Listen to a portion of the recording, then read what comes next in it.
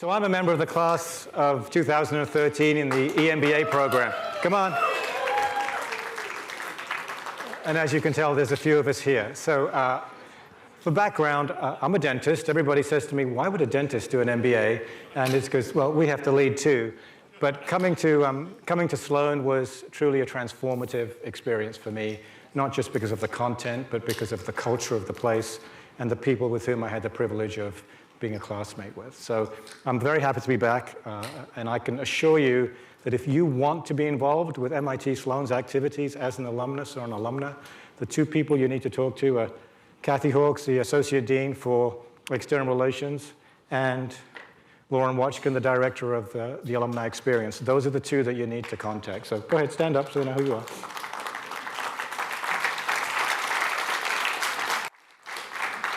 Because that's what I did.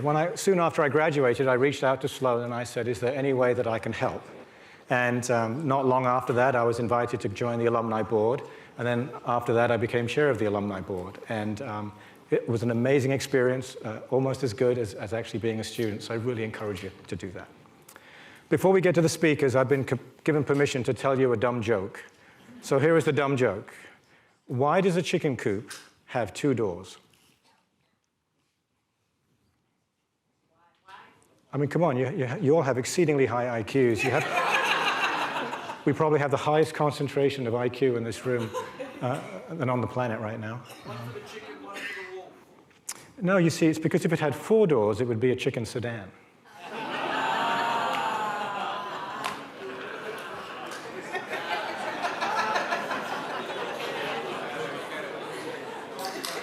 Okay, it's my privilege to introduce our first speaker, Fernando Goldstein. Fernando is a Sloan Fellow, the class of 2003. He joined the program in 2002. As a fellow, he accomplished a lot of goals, but the lessons learned and the connections made while in Cambridge would transform his life in unimaginable ways. And you will hear three stories today of people who have transformed their lives completely under the banner of Ideas Made to Matter, and in doing so have transformed the lives of thousands of other people. You see, in 2015, a few years after Fernando was diagnosed with bone cancer, his son was diagnosed with a rare form of brain cancer called Medulloblastoma. Inspired by his experience and that of his son, he made a decision to focus his energy on supporting research to find a cure for the cancer that was afflicting his son. In 2021, he founded the Medulloblastoma Initiative, primarily designed to raise funds from private donors to support the Cure Group 4 Consortium, a multi-institutional and international research initiative that reunites the best-ranked scientists in the world. Fernando, thank you for being here today. Thank you very much. I appreciate it. Good afternoon to everybody. I am assigned to speak in 12 minutes, but given my English, maybe it take a little bit longer. I already told Lauren about that, so I will try to do my best here. It's an honor to be here at MIT. I thank you very much for the opportunity, and I'd like to salute my classmates that are here. Thank you very much for your presence. So actually, it's unbelievable that I'm here, because I started this 2 years ago, because as you're going to see, I was hit by a crush wave, and now 2 years after I'm here, so it's unbelievable. Thank you very much. So, okay, this is the Medulloblastoma Initiative. So this picture I'm showing for a reason. That is how we perceive life.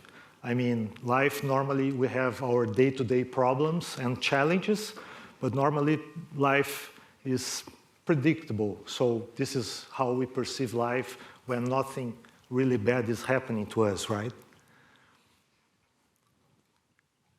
In 2004, actually, it was a little bit back ago that I had cancer myself. So just 1 year after my graduation at MIT, I graduated in 2003. So I got a type of cancer which called sarcoma. It's a very, very, very bad cancer. But thanks God, the good doctors, and after 3 surgeries, I'm here speaking to you. So that's history for me.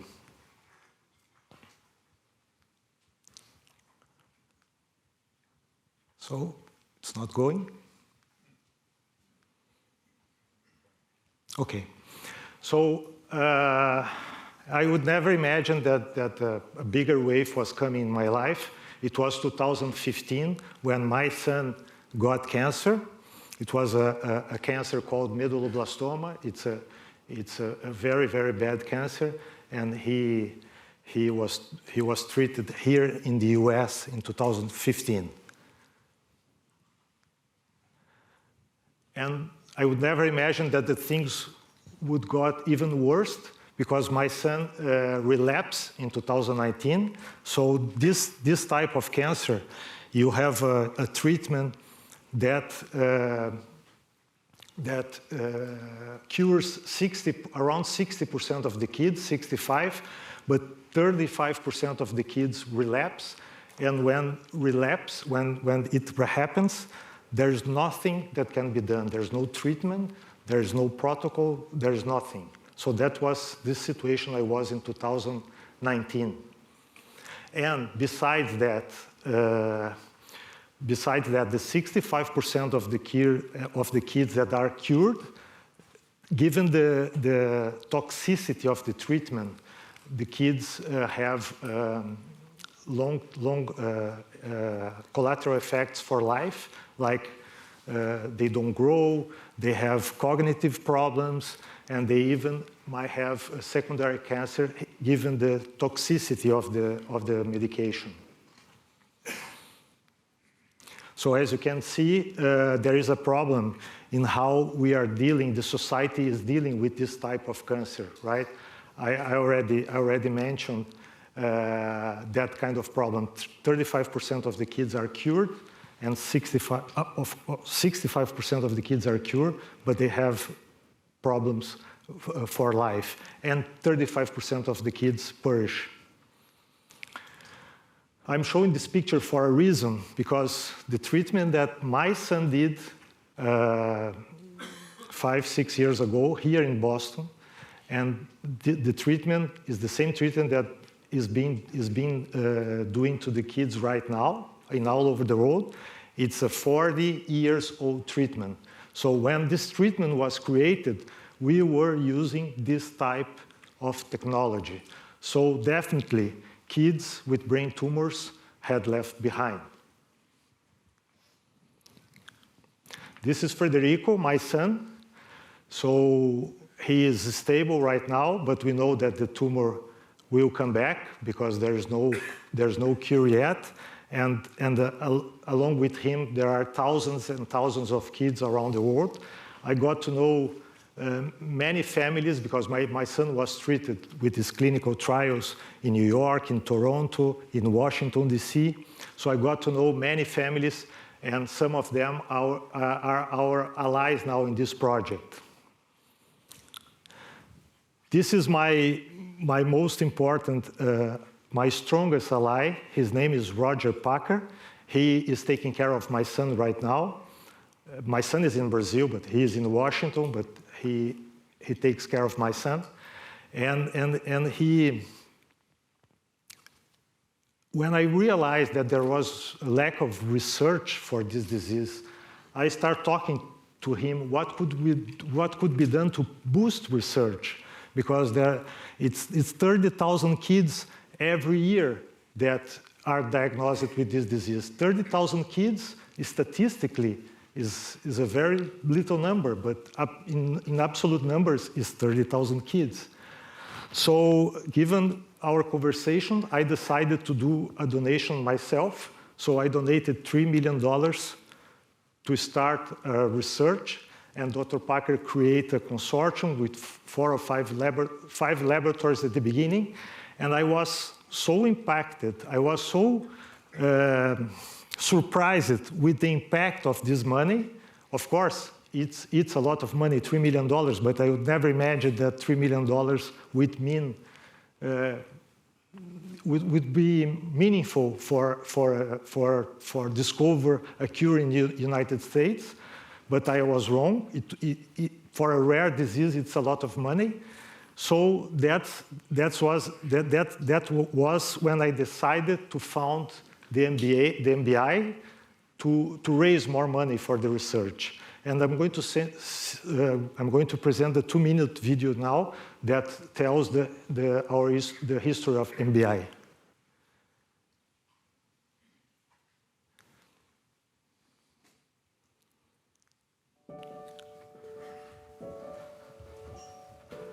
It's good. 30% of the kids who have medulloblastoma, they don't survive, and there's no cure yet. So we decided to do an initiative that we call Medulloblastoma Initiative to change that.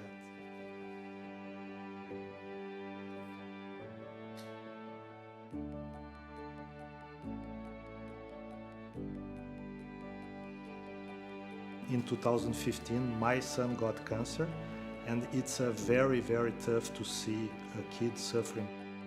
He's a very smart guy. He likes to travel very much. He likes to read. He loves the school as well. Frederico has been a warrior, and I decided that fighting the pediatric brain tumor will be the goal of my life from now on.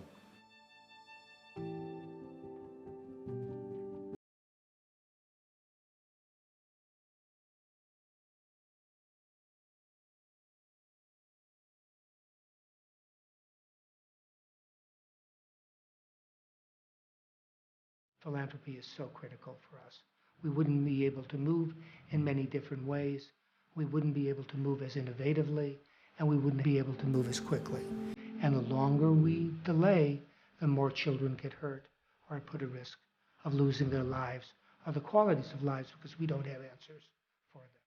There is a quote in the Talmud that says, "Whoever saves a life saves the entire world."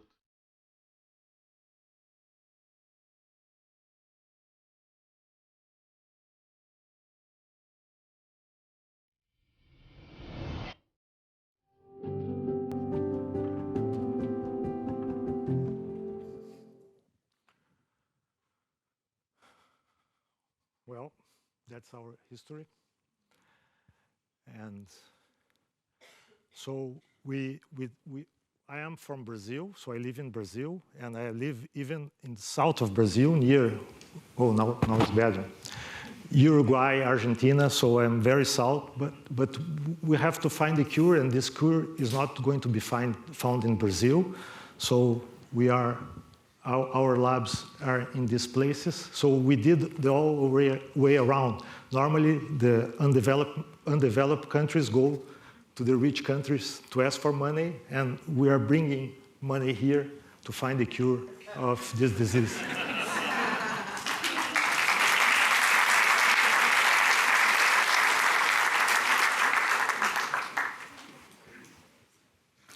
So it's very important to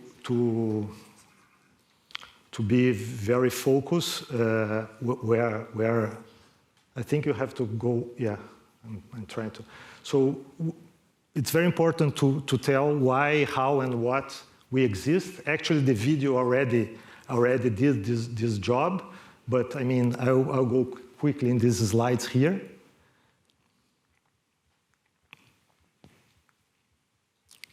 So we are here.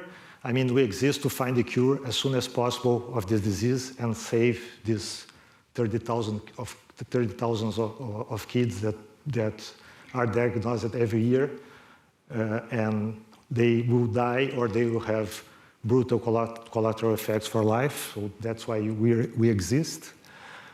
I'm going.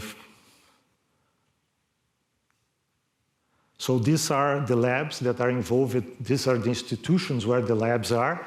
They were not chosen by chance. They were chosen because they had studies, they had interest already in medulloblastoma, but they didn't have the funds, they didn't have grants to keep up with the research. So now Dr. Packer, with our help, could make this team of the most important scientists in the field to boost the research. Just for you to give an example, in a ranking, this website is very interesting for you to know. It ranks the scientists by number of articles published for any disease that you can think of. And for example, in our group, we have number 1, number 2, and number 5, and number 7 and number 9. So we have a dream team of scientists working to find a cure of this disease. Another thing that is important to tell is that we managed to, because the Children's National Hospital, it's a very important hospital in the US, it's the 4th or 5th children's hospital in the US, and Dr. Packer is there, and he managed all the research from there, and they were seeing us always as donors, but now after many talkings, they recognize that we are fundraising partners, so we established a partnership with them.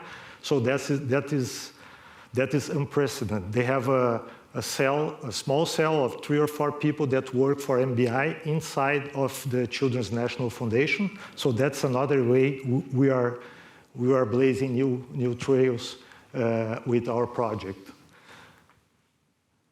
So we're a proud partner, and so let me go here.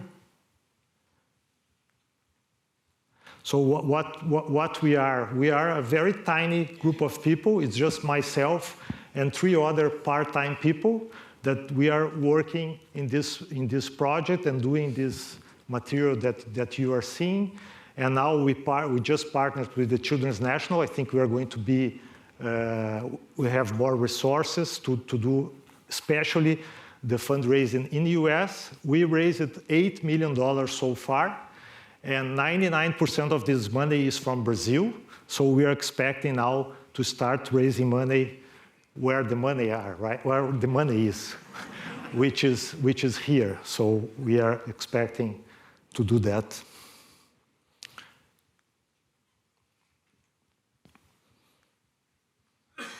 So we're going to talk more 2 minutes about the results that we got so far in these 2 years. It's very promising. We are doing lots of progress. Oops. So the first thing that we were mentioned at Nature magazine, there was some of the science that we are funding, among other donors. They discover a very important thing, that the medulloblastoma, it has a pre-malignant form before birth. So this is something for the long run, but the expectation that in the future, as we have, for example, polyps in your stomach, and then we have the screening, and we take it off before it got cancer. So that's one thing that might happen in the future. We will have a screening test for every kid, and if they have the tumor, which is in a specific spot, they discovered that it's in a specific spot in the cerebellum, they would just be able to take it out, and that will be the eradication of the disease. But that's going to be in the future. The second part, this is very important. We were able to, one thing that I didn't mention, that there are 4 groups of medulloblastoma, and the group 4, which is my son has, it's actually medulloblastoma is the most frequent type of brain cancer in kids, and the group 4, which is my kid has, is the most common, more than 50% of the medulloblastomas. And that one is the one that there were less research, because it was impossible to grow the tumor in mice. And now our team, they did the first replicable human cell lines capable of generating group 4 medulloblastoma in mice. So that opened a big avenue, because all the 13 labs now are testing medicines in mice, which wasn't possible until our group made this discovery. So we are much closer now to a clinical target from this type of approach, which is molecular target therapy. And another one, which is very well known nowadays, is immunotherapy. So we have 3 pathways.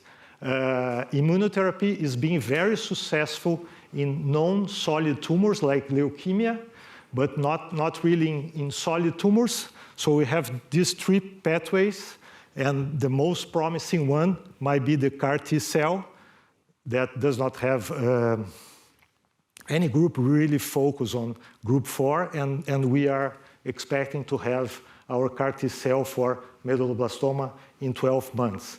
And you can believe it, I push them a lot. So this is my last slide, and I hope I was able to share with you our urgency and what is on stake. And we are not going to stop until we find the cure of this disease. And as I mentioned in the video, when we find the cure of this disease, I'm going to dedicate myself for the next one and the next one. So for pediatric brain tumor, that's going to be the goal of my life. And I'd like to finalize with a final remark. I'd like to leave a message here that although we are in the business school, life is not all about accumulating assets, right? We have all to do good. We have all to do some kind of philanthropy. Does not need to be MBI, can be related to any other thing, but we have to do something to help other people. And a small fraction of your assets could help maybe 1 family, maybe 2 families, maybe hundreds of families, or thousands of families, as we are doing with the MBI. So I ask you, or I tell you, or I suggest you that you can start small, but start now. Thank you very much. Okay, Jean. Sue, our next speaker. Jean is a Sloan Fellow from 2003. All right. The fan club is here. She received a BA in economics from the University of International Business and Economics in Beijing. After graduating from MIT, she was one of 3 co-founding partners in Champion Scott Partners, a C-level executive search firm focused on the technology industry. She also co-founded Enlighten Ventures, which is a Series A round venture fund. And then she made a big change in her life. In 2014, she transitioned into the film business and completed the professional producing program in UCLA's Graduate School of Theater, Film, and Television. She founded Broadvision Pictures and was executive producer of the feature film Grey Lady, shot in Nantucket. She has co-created and developed multiple screenplays and television series, and several have been optioned. Jean was the producer of the short film Together, which screened in 25 film festivals around the world and won major awards, including multiple Best Film awards. The feature version of the story, Higher Love, is slated for production in 2023. So Jean, thank you for coming here from Los Angeles and sharing your words of wisdom with us. Thank you so much.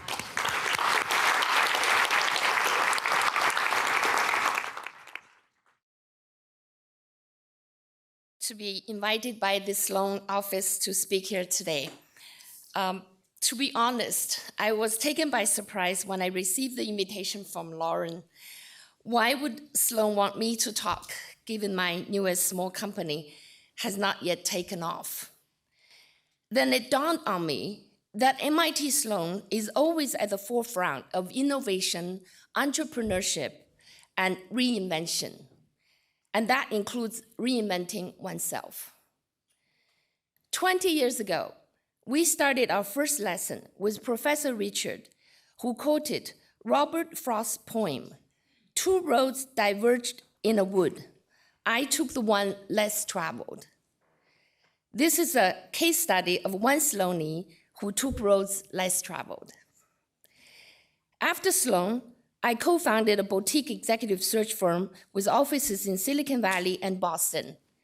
We focus on serving technology startups. We build executive teams around the founders or replace founders with professional CEOs. As we brought together the right team for these new companies, we witnessed them grow from startups to public companies with global reach. My partner and I lived in Hillsboro, a small town in the northern portion of Silicon Valley. Our house has an unfinished basement, which we decided to turn into a wine cellar. After we finished the fabulous wine cellar, the rest of the house didn't seem to be a match anymore.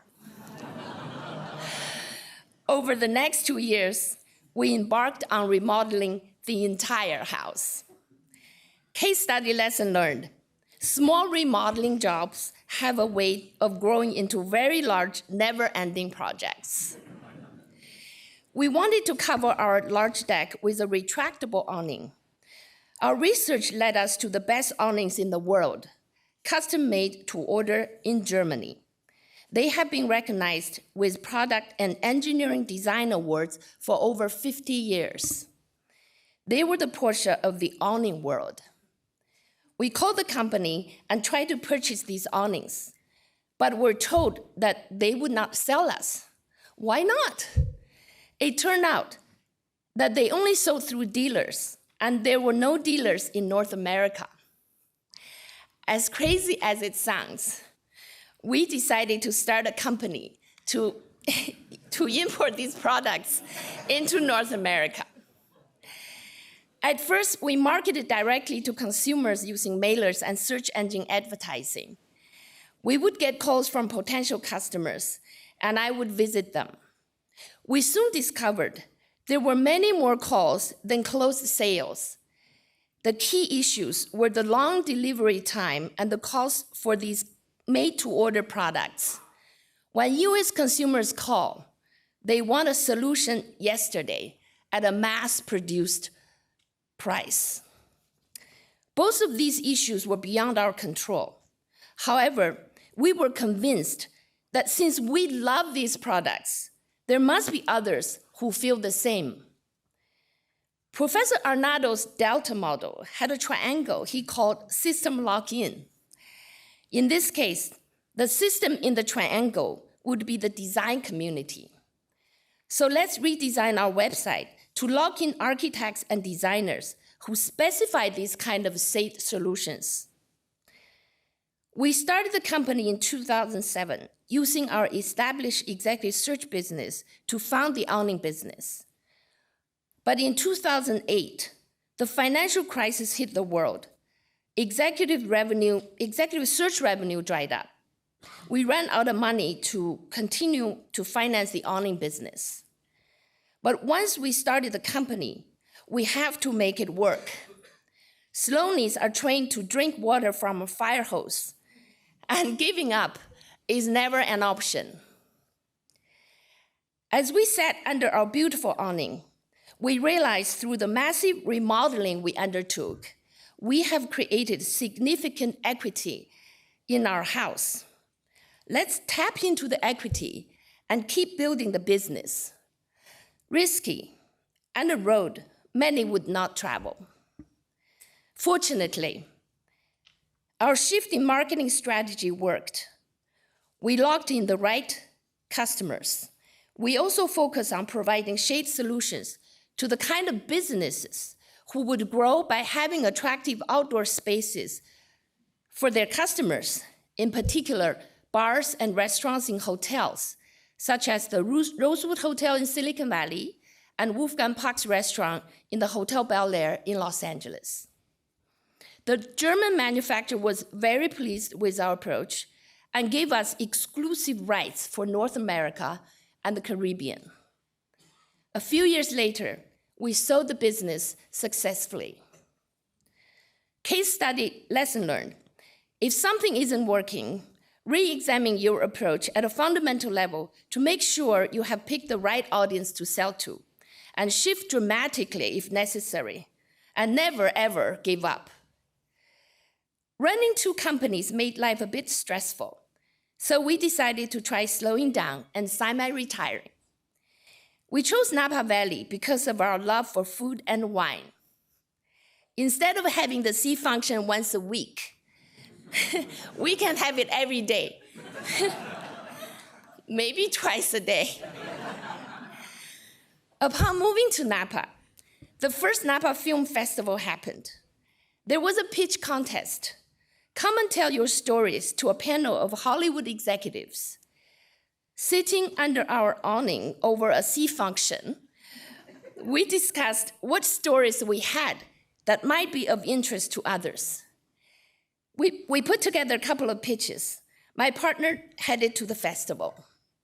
2 hours later, he came home with 2 awards, one for each story. But when the Hollywood executives asked to read the script, we learned it takes a complete written script to make a film. Just like in the business world, cool ideas are dime a dozen. Execution and delivery is the key. After researching the best schools for screenwriting, my partner began remote courses in UCLA Graduate Film School. A few months later, he said he needed to move to LA to further his study on campus. I thought this might be a midlife crisis. So I told him, okay, you go ahead, and I will continue my heavenly life in Napa. One perfect spring day, I was playing golf in the Napa Valley Country Club, surrounded by picture-perfect nature and vineyards. I was probably the only person on the course, as it felt like a private course for myself. Suddenly, this heavenly life felt purposeless. In the meantime, good news had been coming from Los Angeles. Every film and TV idea we created together and that my partner wrote were winning awards in competitions. I decided then and there, it is time to move out of heaven and get back to life. Upon arriving in Los Angeles, I immediately enrolled in the producing program in UCLA to learn the ins and outs of the business of entertainment. Shortly after, we founded our production company, Broadvision Pictures. Our goal is to make movies and TV shows about ordinary people who undertake extraordinary actions in the face of extreme challenges. Stories that will inspire and entertain others across cultures globally. Every Sloanie, our family, and our friends circle have such stories to tell. Stories about real heroes, not superheroes. In a completely new field where we didn't have the inner workings of the industry, we started out by helping other filmmakers. I became an executive producer of a feature film that we released in theaters. Through this endeavor, we got a manager who wanted to represent us. That's a huge step in the career of anyone trying to break in to Hollywood. We felt blessed that we got a manager so quickly, something that normally takes years. Soon, our manager found us a writing job. He apologized that it was very little money, but explained that since we're new in town, he had to convince people to use us. We could not thank him enough. We worked day and night and delivered the project as well and as quickly as we possibly could.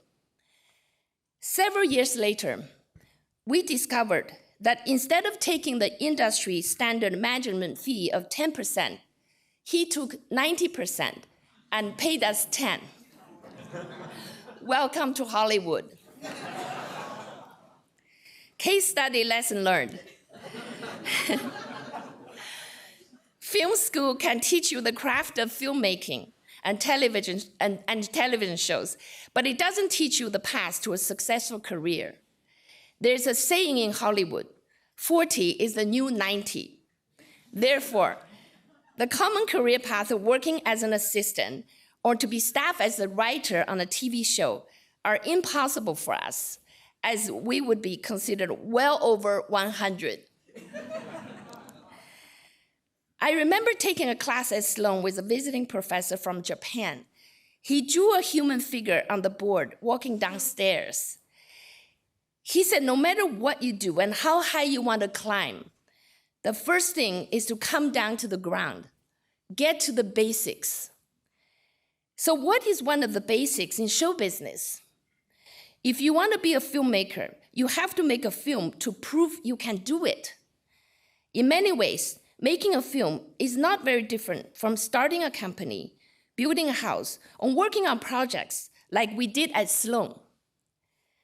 We need to decide on the project, build a team, make a plan, and most important, execute. Remember Professor Locke introduced us to the cluster effect. There is a huge amount of show business talent clustered in Los Angeles. Very quickly, we were able to assemble an amazing team of highly experienced people and created our first short drama film. That film was selected to screen at 25 festivals around the world and won a dozen major awards. Success almost unheard of for first films. Now everyone wanted to talk to us about the next steps. We completed the script for the feature version of the film and attached 3 famous actors based on the strength of the script and the success of our short film. We were on top of the world. But just as we were finalizing steps to step into production, COVID happened, and the entire world went into silence. Productions were shut down, and investors disappeared. Time to get back to basics again. We kept creating new projects and perfecting those already written, and continued to study films in similar genres artistically, and researched and analyzed their costs and revenues. After all, it is show business. What kept me going in this crazy industry is that every time I felt lost, something positive happened. When we didn't have hope, seeds we sowed earlier sprouted. When there is a hope, there is way forward. As our stories are about humanity, as long as humans are around, stories like ours will be told. Professor Richard's first class taught us that resources are limited. At this stage in my life, I've realized the most limited resource is our time on this planet. Sadly, we lost one of our fellows, Samir, last year, and our beloved Professor Thoreau a few years back, and Professor Arnaldo recently. We cannot treasure our most limited resource enough. Thanks to MIT Sloan, I learned how important it is to stay nimble and strive to be humble. In my new career, I measure success not only by how much GDP we can produce with our films, but more importantly, how many hearts and souls our stories can touch. Final case study lesson learned. Even though we have limited time, we have unlimited imaginations, especially if we continue taking the roads less traveled. Thank you very much. Aagya, you have to follow that, but I'm pretty sure you're up to it. Our next speaker with fan club front and center is Aagya Mathur, MBA 18. Where are you? Okay.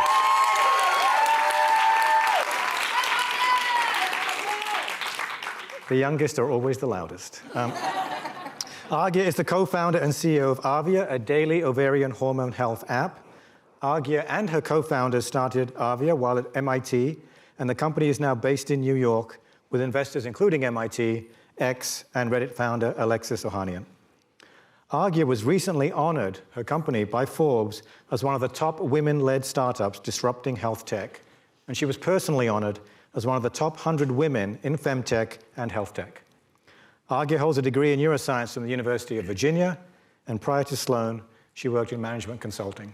Aagya, thank you so much for being with us today.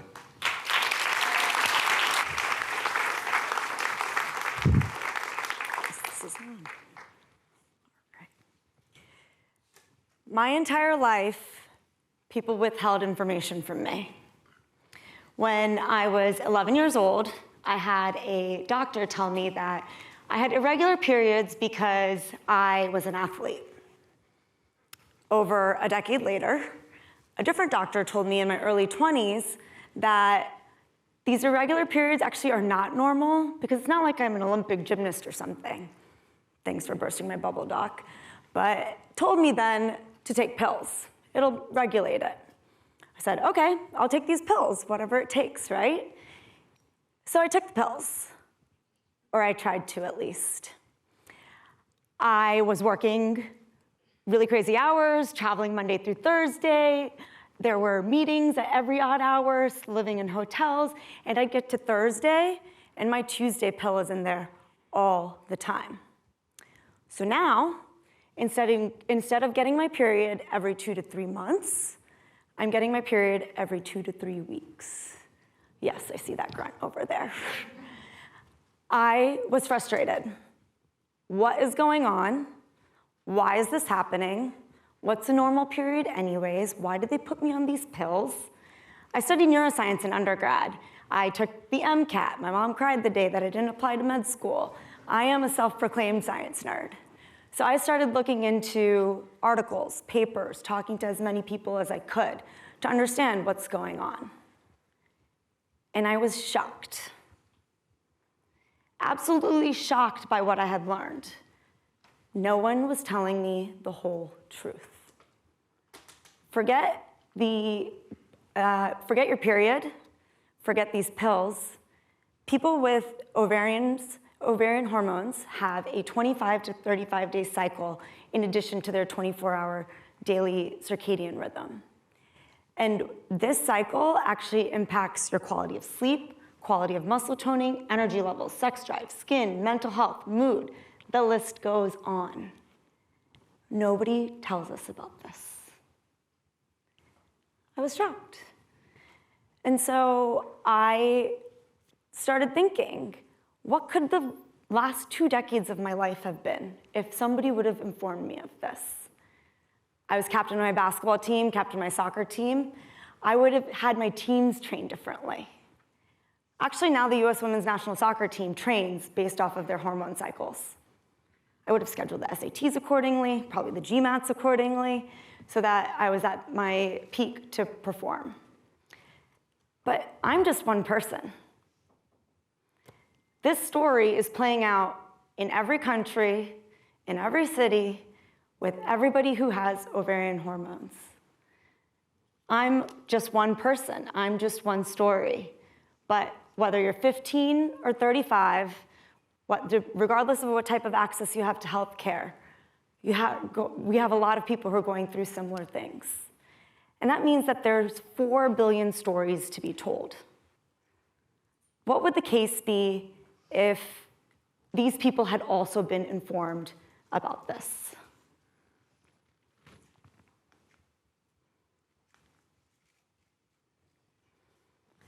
Thankfully, I met 2 other people who were also interested in finding out the answer to this question. One of my now really good friends and fellow Sloan MBA 2018, Sarah Robinson, introduced me to who I am now proud to call my co-founders. Together, we worked to start Aavia, and we are building a world in which we're bringing people out of the dark when it comes to their health. We're bringing the education, community, and technology that we wish we had in order to really turn our ovarian hormone cycles into the superpower that we know that it could be. Currently, 98 to 99% of people believe that their ovarian hormones only impact their period and fertility. We're changing that with the education that we have both outside of the app and in the app. This is AMAs with doctors, this is different events that we have, this is Instagram-like stories that we have in the app as well. Currently, people believe that they do feel very alone when it comes to different things like diagnoses, such as endometriosis, or it might be that, hey, I have this issue that only comes certain times, what's going on? We're changing that. With the Buzzy community that we have of our members and medical experts who are sharing stories together, they're laughing together, some of them are also crying together, but most of all, they're supporting one another through their journeys. And currently, even after someone actually does learn that their ovarian hormones impact them, they don't actually know, they don't have the tools and they don't know what to do about it, how to take advantage of it. And we're definitely changing that. We're changing that with technology. We've developed an app where members can track their different health indicators. Okay. Where they can track their different health indicators that are based off of their hormone cycles, yes, including your poop, but also your appetite, your mood, your skin, sex drive, as I mentioned the list before.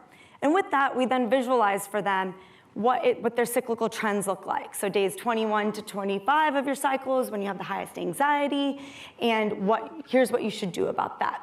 And we provide them recommendations in form of a hormonoscope. Yes, hormones meet horoscopes.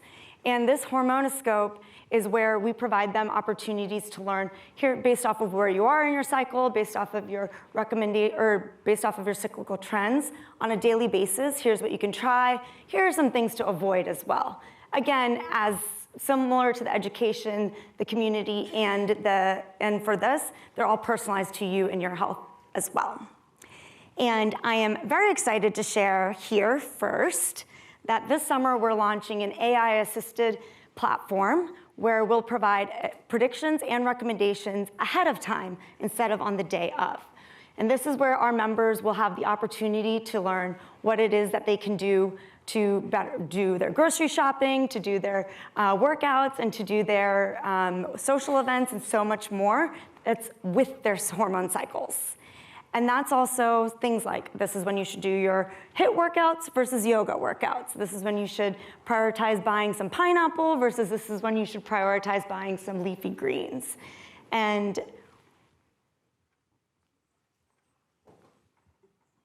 okay.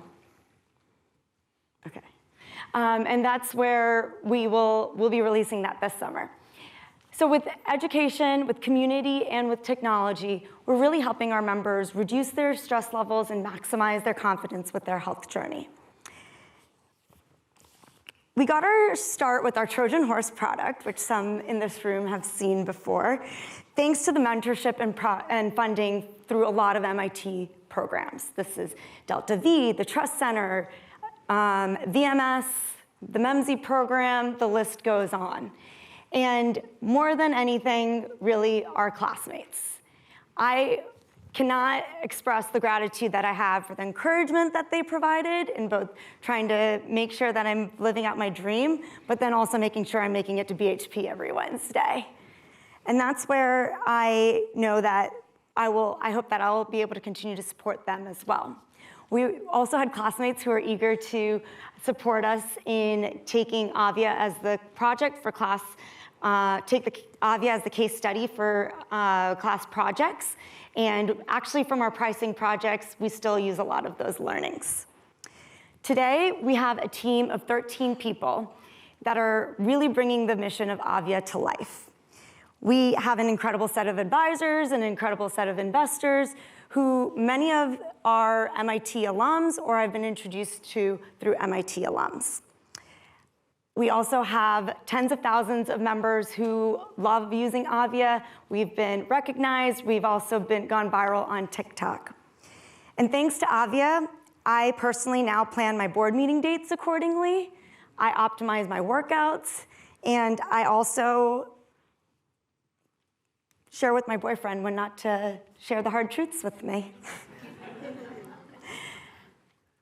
My entire life, people withheld information from me and really kept me from reaching my full potential.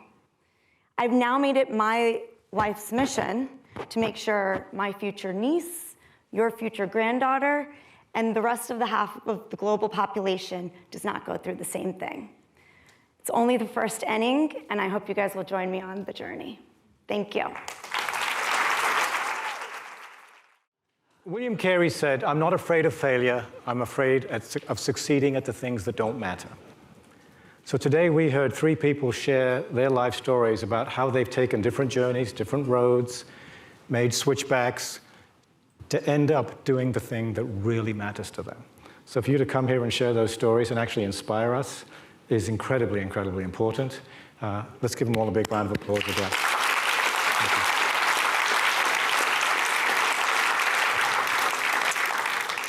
So let me close with another dumb joke. Okay. This guy's driving down a farm lane, and he passes a farmyard, and he looks inside the farmyard, and as he goes by, he sees this pig in the farmyard that has a wooden leg.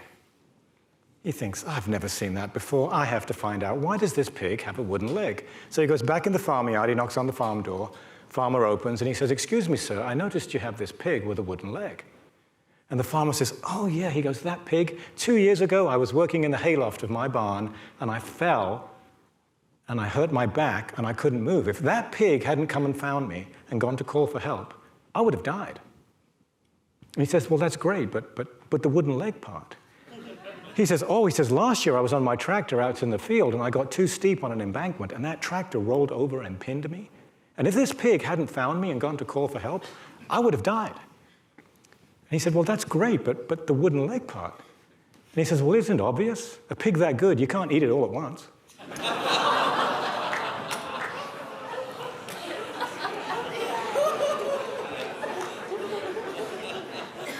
Okay, how about one more round of applause for our speakers, and then you're all set.